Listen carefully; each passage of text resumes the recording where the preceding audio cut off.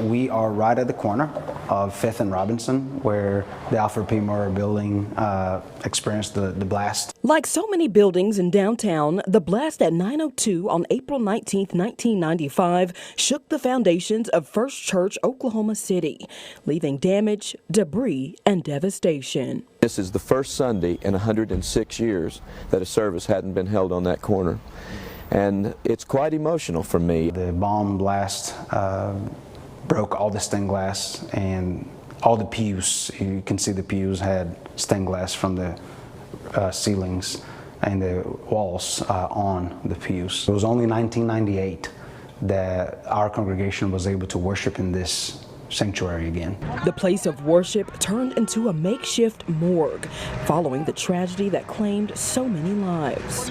But the most peculiar thing for us during the bombing is that the sanctuary served as a safe haven where those first responders who found people who had died, they needed a place to bring those bodies. It was a place where families came to identify their loved ones who didn't make it out alive. And there were 168 people, including 19 children, that died that day. 3 months after the blast, religion would help unite a heartbroken city. It was joined together with other religions. The Jewish Federation at the time and the Islamic Society at the time joined forces with First Church to build the Heartland Chapel just 3 months after the bombing took place. A place to worship once again. As a symbol of hope. The chapel has no walls, so that there's no division between us.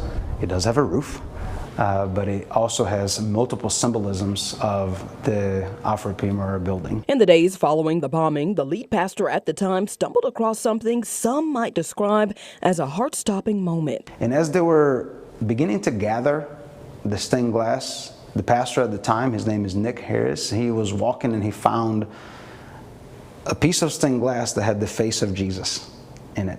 And he picked up that piece of glass and said, even in the midst of all this brokenness, the face of Jesus is still unbroken. And now that same piece of glass is memorialized in the church, shining as a beacon of hope.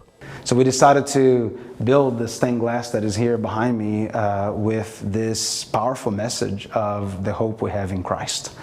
That even though there's so much brokenness and all of us are wounded people, but Christ is one that can make us whole. Megan Mosley, KOCO 5 News.